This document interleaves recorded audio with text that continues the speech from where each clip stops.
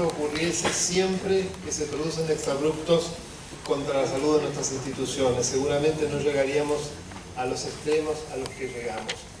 La exposición de Pablo Lanuse me exime de hablar de una serie de hitos en cuanto a la evolución de la justicia en estos 30 años de democracia formal, podría decir. No es una democracia real aquella en la que vivimos. Lo voy a complementar con algunos otros, porque creo que lo que está en juego en este momento en la Argentina y desde hace 11 años es el modelo de régimen en el cual los argentinos vamos a vivir.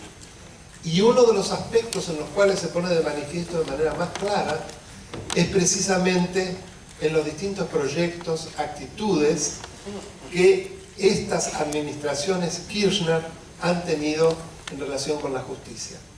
Si nosotros nos remontamos a los inicios, en el 83 de la transición democrática, encontramos un acto fundacional magnífico en su momento de parte del doctor Alfonsín, ya que nombró una Corte Suprema absolutamente plural, donde inclusive había ofrecido que aquel que había perdido las elecciones, el doctor Luder, fuera integrante de esa Corte.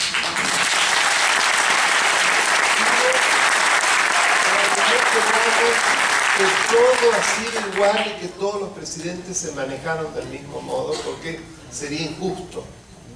Claro que en las instancias inferiores la mayoría justicialista en el Senado permitió que la presidencia de la Comisión de Acuerdos estuviera presidida por el doctor Savi y que en ese momento se trataran los pliegos de los jueces en sesiones secretas. Eso llevó al bochorno a que muchos de los jueces que salieron de ese toma y daca, permítanme el mi mal francés, pero lo digo a propósito, se transformaron luego en magistrados a quienes se les hacía o compraban las sentencias, en magistrados que en hoteles de alojamiento le rompían la cabeza a un vigilador, en magistrados que habían pertenecido a organizaciones como Tacuara, y podríamos seguir con muchos otros casos. Y eso motivó en la reforma del 94 la necesidad de un procedimiento distinto en cuanto a designación y remoción de jueces y, a mi modo de ver, la mala idea de crear un consejo de la magistratura. Voy a tratar de ser breve. ¿Por qué digo que es una mala idea? Porque el modelo que nosotros tomamos de sistema de gobierno es el presidencialismo de la Constitución de Filadelfia de 1787. En ese país, la independencia del Poder Judicial, que es alta, recordemos Watergate, pensemos en esos jueces, en ese juez que inició la investigación y en los dos famosos periodistas que encontraron la filtración en lo que era el cuartel general del Partido Demócrata. Proyectémoslo a lo que le pasa hoy a Campagnoli y nos vamos a dar cuenta de que lo que yo digo es cierto. Evidentemente tienen un estándar de independencia alto. Y en gran medida, ¿cómo se asegura? Se asegura también un proceso participativo que se manifiesta en todos los pasos que llevan a la designación de los magistrados y que son extraordinariamente ilustrados por las audiencias públicas que van jalonando ese proceso y que tienen lugar en el Senado, con una capacidad de participación y de posibilidad de crítica a quienes se presentan realmente extraordinaria. Entonces, lo que a mi modo de ver, y además lo escribí, hubiera sido lógico, era agotar el modelo que habíamos tomado, agregándole precisamente esa modalidad, esas características participativas, y no haciendo un super organismo donde además metimos a legisladores, reproducimos una suerte de rara cámara corporativa, que para colmo en el 2006, como nos decía Adrián Ventura, se modificó de manera absolutamente de augurio a lo que luego iba a ocurrir, porque puso en manos del oficialismo la posibilidad del veto para los actos más importantes que hace el Consejo de la Magistratura, que es la entrada a los jueces con la elevación de la terna y la salida con la acusación ante el Consejo de la Magistratura.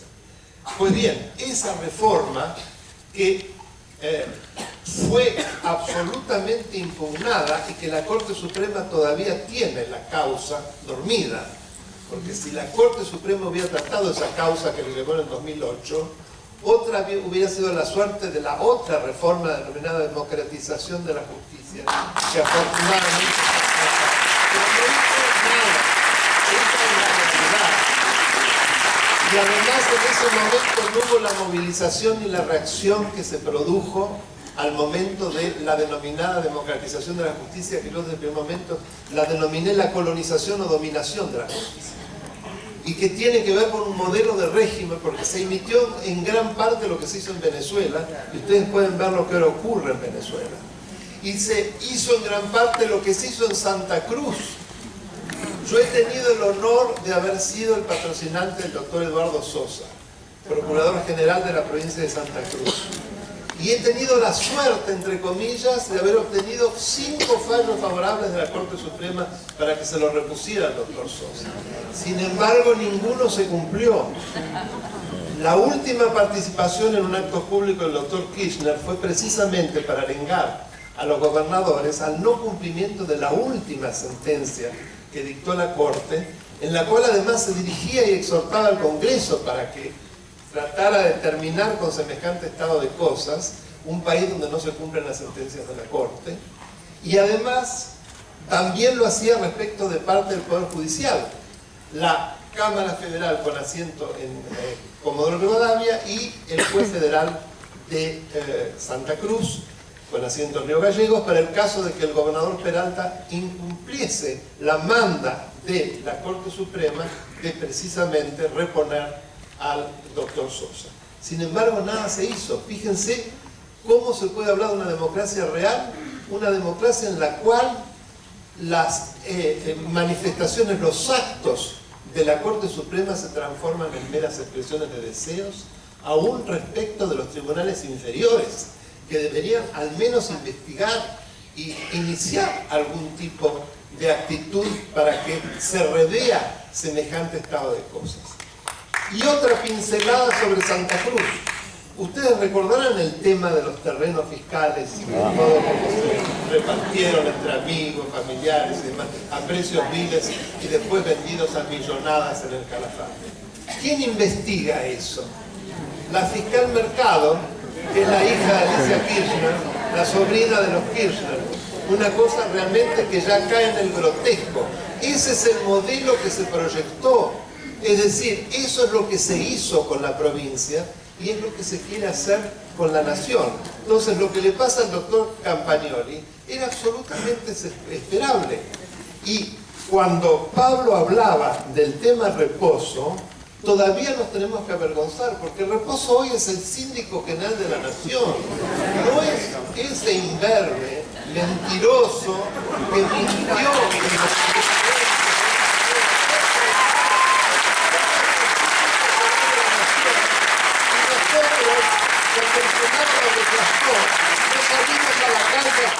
Exigir que se le pidiera la renuncia pacíficamente, pero con todo nuestro derecho que nos asiste de peticionar a las autoridades. Y ahí está sentado. Deberíamos continuar pidiéndolo. Bueno, es precisamente que esto sea un poco un germen de aquello. Como cuando pedimos que también nos acompañó Será Justicia y muchos otros profesionales, y que también estaban Pablo y otros amigos que están acá con la Constitución en mano, cuando se presentó el proyecto de democratización. En la Facultad de Derecho estaba el doctor Estracera, estaba el doctor Sosa, y no nombro más, estaba el doctor Lipera, que es un gran luchador por la justicia, y muchos más. Éramos varios cientos, pero el efecto que eso tuvo fue muy grande. Entonces, tenemos que realmente vestirnos de ciudadanos y vivirlo con toda fervor.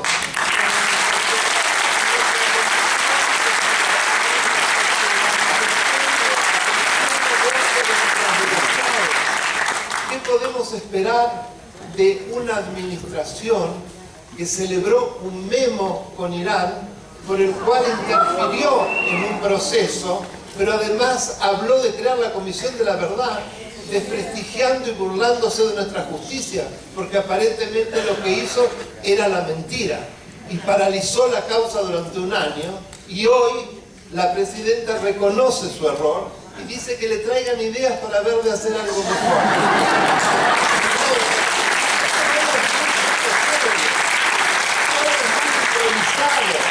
Afortunadamente, porque me hace ver cierta esperanza por la manera chabacana y chambona con que se maneja. Pero no por ello deja de ser un claro intento de subversión, subvertir el marco constitucional y hacernos creer que la soberanía del pueblo solo está en manos de aquel que coyunturalmente recibe una mayoría y que a partir de ahí va a ir por todo, y todo escollo que se le ponga en el camino, como el poder es uno solo, porque es esa concepción, no entienden lo que es la separación de poderes, no entienden lo que son los frenos de contrapesos, entonces no solo se produce la remoción de aquellos que trabajan, como el doctor Campagnoli, con todo fervor y con toda hidalguía y toda honestidad, sino que además la pregunta que hacía el doctor Castro era absolutamente a propósito.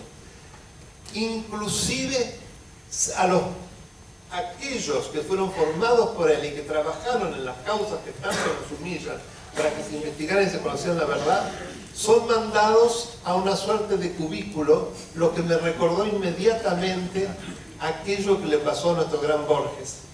Fíjense la similitud. Para mí, este caso, ya termino porque se estoy extendiendo exclusivamente, espero que sea el j'accuse o yo acuso, que en aquel momento fue el grito que terminó con el caso Dreyfus, porque a nuestra dimensión lo que le pasó a Campagnoli tiene una enorme similitud con aquello que le pasó a Dreyfus.